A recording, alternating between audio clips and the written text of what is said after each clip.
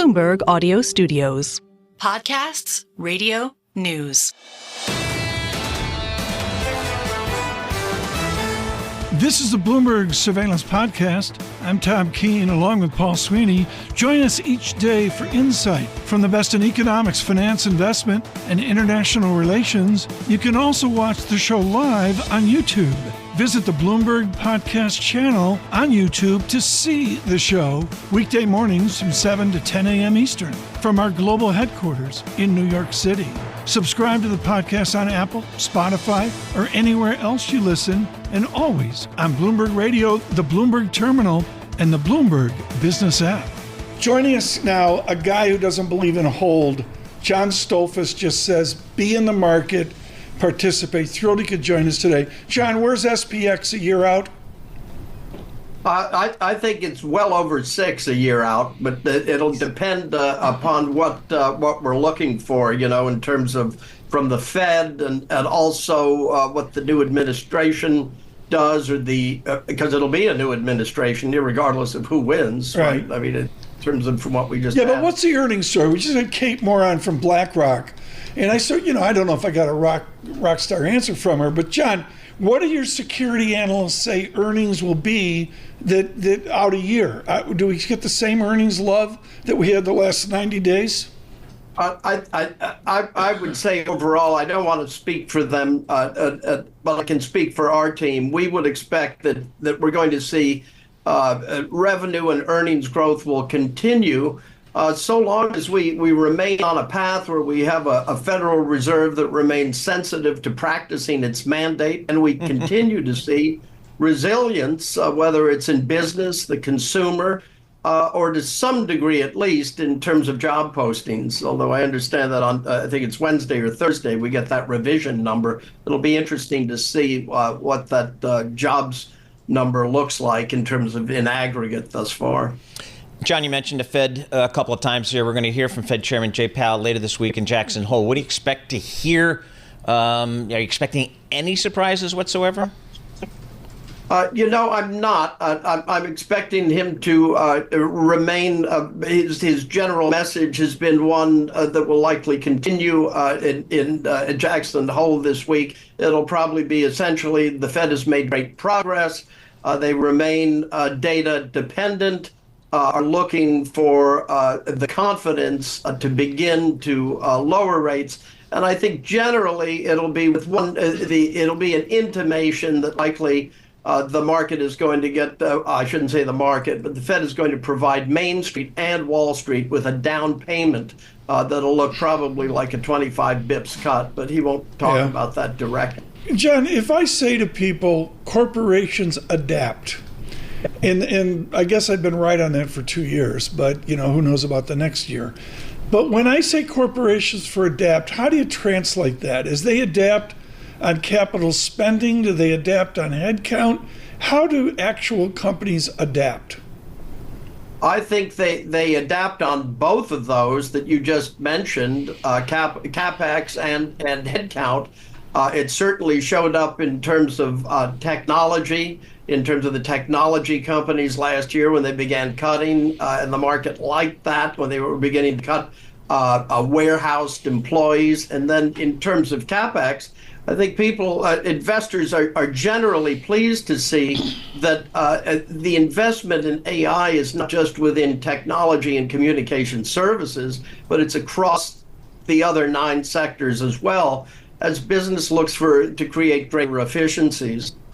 I think, by the way, I also think the consumer is going to look for greater efficiencies. And that's why, when you get upgrades coming in smartphones, that'll be something that should benefit those manufacturers without being specific on names. Hey, Jon, we pretty much gotten through these earnings cycle here. We have some retailers this week. What's your takeaway? Were the earnings good enough to keep this market moving? Oh, I think so. I think if anything, when we look at the earnings, we've got 4 sectors, double-digit earnings growth, and as I recall, and I'm not just going to say I recall, it's the best in line was healthcare, 16.5% so far, with about 93% of companies having reported. The utilities, 15.23% earnings growth. and then you've got consumer discretionary, 13.9%. You'd never believe it based on the performance of consumer discretionary stock. What is it? I mean, we're talking to a guy dressed conservatively. We just talked to Dan Ives, who was irresponsibly colorful today. What is Apple and Mag 7 going to do, John Stoltzfus? Well, I've got to say, I can comment on Mag 7 rather than individual company, because since I manage money, the OpCo doesn't like me pitching my book. Sure. But I can't say this. Related to Mag 7, I would expect that they will continue to be where investors will look for now in terms of earnings growth that generally remains ahead of other sectors, though this most recent sector showed it was healthcare, the Utes, and consumer discretionary, where the double-digit action was. So I think it's a broadening of the effect as we go forward. And while I think the Mag 7 will remain in the leadership, it will not necessarily be that which is the lead dog, so to speak, in the pack.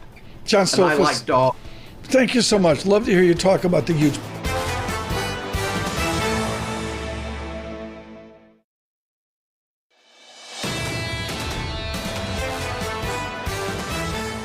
Kailey Leinz, good morning from Chicago. Do you know how to drive a car with a clutch?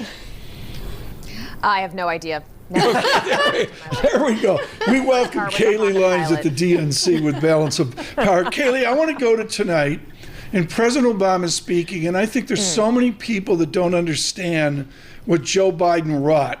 In 2008, first-term Obama got 69 million votes.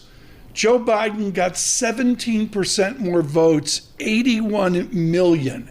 How does Vice President Harris do a Biden and get that kind of turnout, that kind of 81 million popular votes?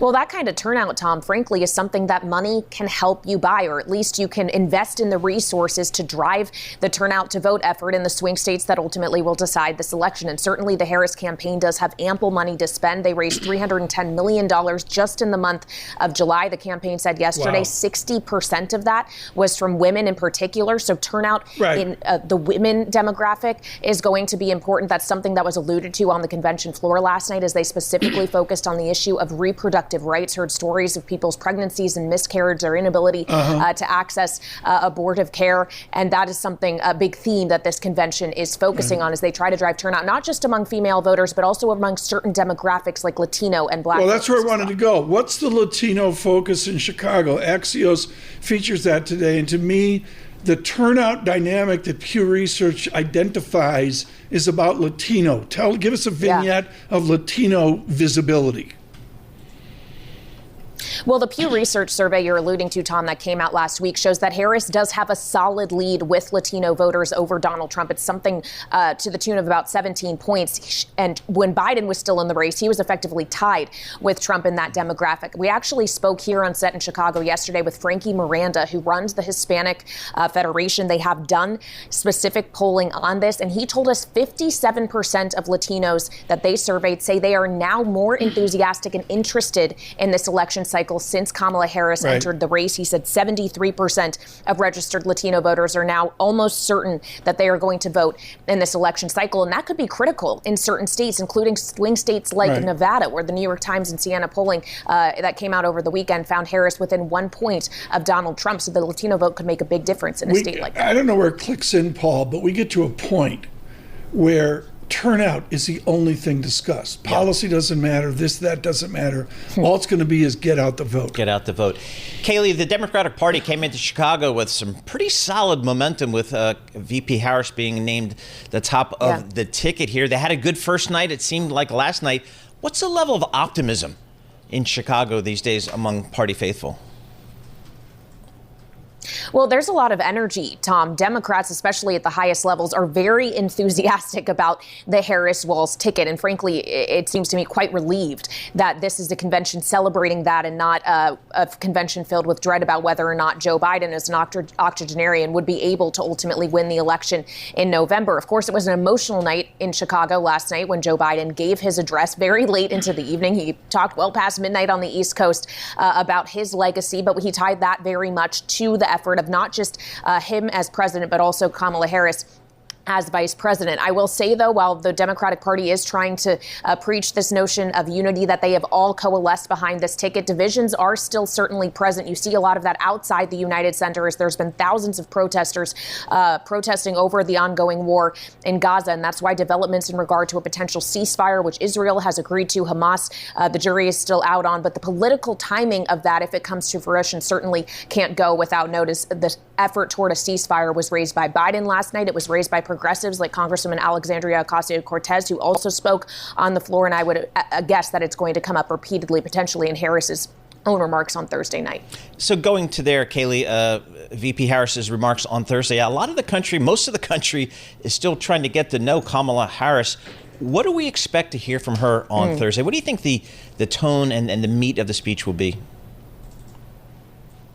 It'll likely be a lot of the frames we've come to expect from her over the course of her now 4 weeks old candidacy. This notion that she is looking toward the future, that she does not want to go back to the past, that she is fighting for freedom, which is one of the themes of the Democratic convention here in Chicago, whether that be from reproductive rights to the right to vote. And likely a lot of that will push forward on Thursday. I've been warned by many a Democratic strategist not to expect many fine points of policy to emerge in the speech, not going to get very much into details, whether it comes to economic policy or otherwise. I would note, though, before we hear Harris on Thursday, she and her running mate, Tim Walz, won't even be here in Chicago for the speeches from the Obamas or from the second gentleman tonight. They're heading to Milwaukee, Wisconsin, to the Pfizer Forum, where the Republican convention was held just 4 weeks ago. So they're taking their campaign to the swing states, even as all the other Democrats are gathered here in Chicago. Kailey, thanks for the brief. See you tomorrow if you can do it again. Kailey Leinz, thank you so much. Balance of Power. Yep. Look for that on Bloomberg here near the 12 noon hour, and also 5 p.m. tonight, 12 to 2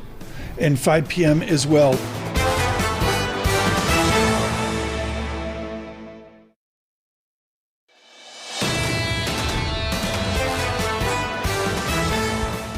Across this nation, this is the most important conversation Bloomberg Surveillance will have today. He has served the nation in the military, and as we lose track and touch of any number of topics, I'll get to one that has to do with domestic politics, but Paul is looking at how he and I have stepped back and lost touch with Ukraine with Mick Mulroy. Mick Mulroy, Tom, he's co-founder of the Lobo Institute, former Deputy Assistant Secretary of Defense for the Middle East at the U.S. Department of Defense, former paramilitary operations officer at CIA, and former U.S. Marine Infantry officer. And we thank Mr. Mulroy for his service there. Let's start with Ukraine. It seems very noteworthy that Ukraine has launched this incursion into Russia. Tell us what that means for the bigger picture there. Well, Paul, as Sun Tzu said, attack where the enemy is not, right? So they basically did a really significant intelligence, I think, analysis of where Russia was weak, and they hit the seams and gaps. I do actually think this was more like a Doolittle raid, if you remember that. Basically just to kind of like give a psychological punch, in that case to Japan, this place to Russia, but they didn't really expect it to go as successful as it was. And then they just capitalized on it. They sent in more troops. They brought in, combined air and ground operations, and they've taken over 1,000 square kilometers now, over 80 villages. It's really significant, and it looks like they've decided that they will set up a military headquarters and potentially use it as some kind of bargaining for when the actual discussions start for the end of the war. And when do you think that may be? Because it seems, Mick, that we've been grinding here, this almost war of attrition within Ukraine. Now we have this development within Russia. Does that bring the Russians to the table? Do you think that accelerates any potential discussions? I think it could, right? So obviously Russia's taken far more Ukrainian territory, but in the last year, now the Ukrainians have taken more Russian territory than Russians have taken of Ukraine. So it really is shifting the balance here, and it's really telling Russia that they're not impervious to this war coming home. It's now home, and Russians are being relocated because of it. So I think, frankly, when it comes to a war of attrition, Ukraine can't win that. They are vastly outnumbered. But what they can do is take bold moves like this and change the calculation of Vladimir Putin. Mick, I'm bringing this up with great respect for your public service. A kid was in Brighton, Mass., which was blue-collar Boston, and he became an enlistee, I believe, in the Marines. Got out of the Marines. They threw him into officer candidate school, and he ended up being the general of the Marines, John F. Kelly. You served with Mattis. General Kelly, in the last 24 hours, has said what former President Trump said about our Medal of Honor winners. It was basically, I'm editorializing here, folks, excuse me, reprehensible. Can you please discuss how we conflate something like the Medal of Honor with the Medal of Freedom? Well, that's first up, Tom, have nothing but the utmost respect, as every American should, for General Kelly. He was an enlisted Marine in Vietnam and all the way under a 4-star general. His service was impeccable. He had 2 sons that served, one that lost his life in Afghanistan. So that's John Kelly. As far as the Medal of Honor, I think it's really important that, we have different definitions of heroes in society. To me, although I super respect athletes, Olympic athletes, that's not really heroic. Heroic is when you put your life on the line for somebody else. And in that realm, we have all sorts of valor awards, but the top of the top is the Medal of Honor. And those are the individuals, I think, that we should hold on the highest podium, if you will, in the United States. And although the President's Medal of Freedom is a very important award, and some important people have gotten it, it is in no way close, in my opinion, to the Medal of Honor. And the fact that you have to have given the last measure of devotion in many cases to get the Medal of Honor is something to be applauded and not something to be degraded. Hey, Mick, while we have you, we need to just get your thoughts on the latest coming out of the Middle East. Hamas is out with some, I guess, the latest reporting from Bloomberg. Hamas is, quote, keen to reach ceasefire deal with Israel and Gaza. Are we anywhere closer to getting some type of ceasefire here, do you think? Well, I certainly hope so. I mean, this is something that needs to happen both for the humanitarian situation in Gaza, the hostages, 8 of which are Americans, to come home, and then to move this into a discussion about the future. The holdup apparently is that they're all talking about the second phase of this proposal, which is where they're disagreeing. I think from the U.S. perspective, they just want to get to the first phase. When it comes to Hamas, there's some rumors that Sinwar is sick, has some kind of health issues that needs to be treated outside.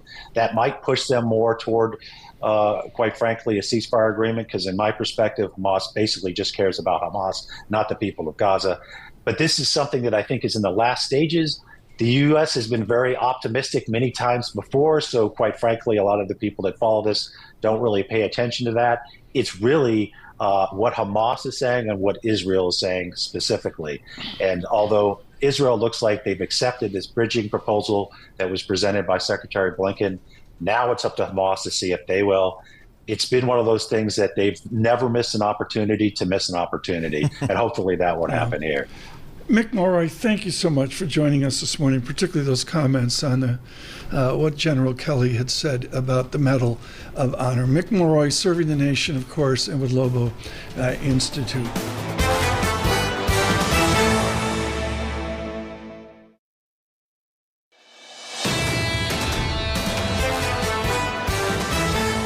With our newspapers this morning, Lisa Mateo. I want to expand about what you guys were talking about before, that Paramount deal. Editor Bronfman Jr., he put in this $4.3 billion bid for control of Paramount. But a lot of people say, how is this possible? With Skydance, didn't they agree to buy out Cherry Redstone? But it's that 45-day go shop provision. And that's kind of that reason why they're able to do this, Paul. I mean, I guess that's the reason how they're able to just step in when they had an offer before from. Yeah, he's part of a bidding group, and Tom was asking about this before. He's part of a bidding group that includes the producer Stephen Paul, never heard of him, creator of the Baby Genius movie franchise, and that's according to 2 people familiar with the matter. So again, Mr. Bronfman, former head of Warner Music Group, heir to the Seagram fortune, certainly well known within the Hollywood circles, and high finance. But how credible is this bid? I don't know. Yeah, $4.3 billion. Paramount actually worth roughly $25 billion when it was created with that merger of Viacom CBS about 5 years ago. Yeah. Somebody in the household's really never seen the whole Mel Gibson Mad Max thing. So we're having fun. We watched the original one. And last night we watched Mad Max 2. And, at the opening of it, Paul, the absolute first opening of it is the image of Paramount's studios in Hollywood. Yeah. The classic photograph of all of the emotion back to our grandparents. Is that worth anything now? Yeah, absolutely. Absolutely. The lots in the movie lots in Hollywood are very valuable, extraordinarily valuable. If nothing else, for making movies or for real estate? Both. And so the Fox lot, for example, the Warner Brothers lot, and the Paramount lot at the beginning of Mad Max 2. Yep, exactly. So and those are all very cool. It's prime real estate. It's prime, just kind of the stuff you need to just make movies and TV shows. Okay, next.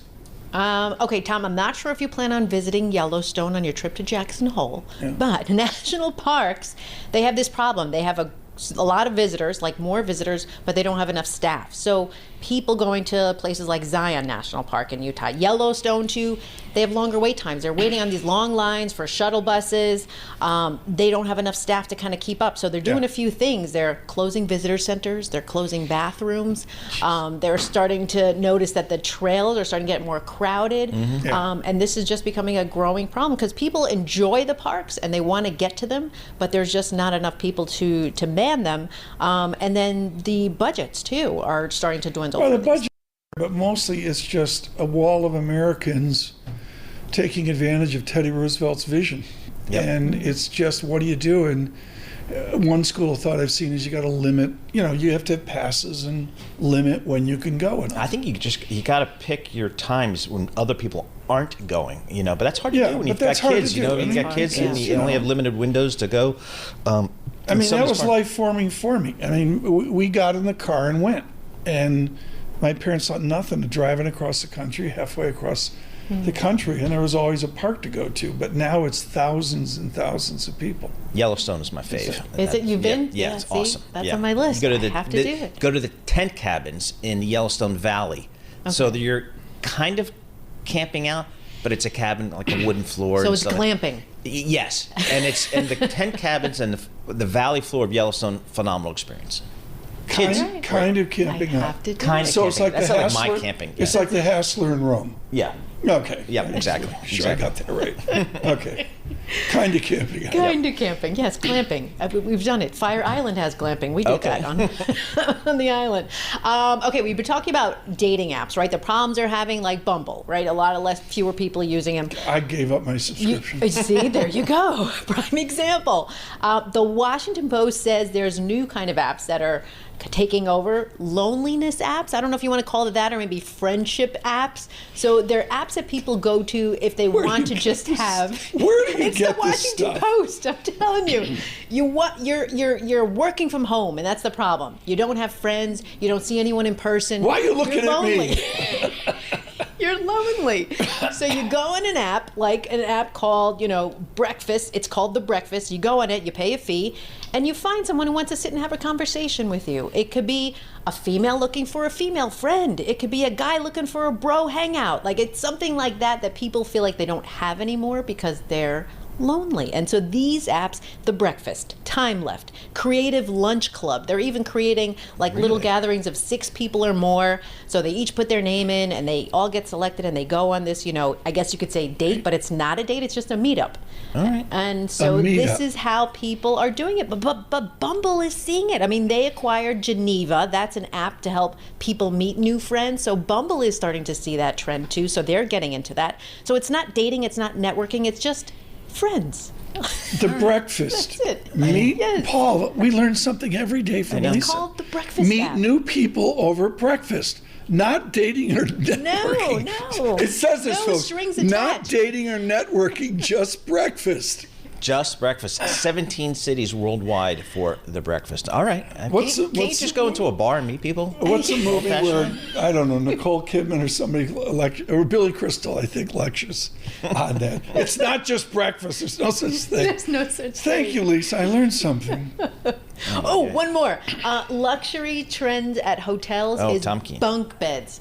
Bunk beds is a new trend. Luxury hotels like Marriott, Moxy, because consumers are looking for value. Hotels facing higher demand, so it's not just coming from the budget travelers, but also high-end travelers who just want this luxe vibe without having to book 2 different rooms. So they have everybody all in one space. Hotels can charge a little bit more for the rooms too, so it's kind of a win-win. I mean, you just throw your kids in there, I guess? Is that the thing? Yeah, but they're fancy bunk beds. They got it there. But the problem is that there's they do look pretty cool. I'm looking at some of these. They look pretty nice. They are pretty nice. Okay. But, it's manufacturers can't keep up, so now there's a problem getting enough bunk beds. Getting enough bunk beds. Thank you. Lisa Mateo, the newspapers today. This is the Bloomberg Surveillance Podcast, bringing you the best in economics, finance, investment, and international relations. You can also watch the show live on YouTube. Visit the Bloomberg Podcast channel on YouTube to see the show weekday mornings from 7 to 10 a.m. Eastern from our global headquarters in New York City. Subscribe to the podcast on Apple, Spotify, or anywhere else you listen, and always on Bloomberg Radio, the Bloomberg Terminal, and the Bloomberg Business app.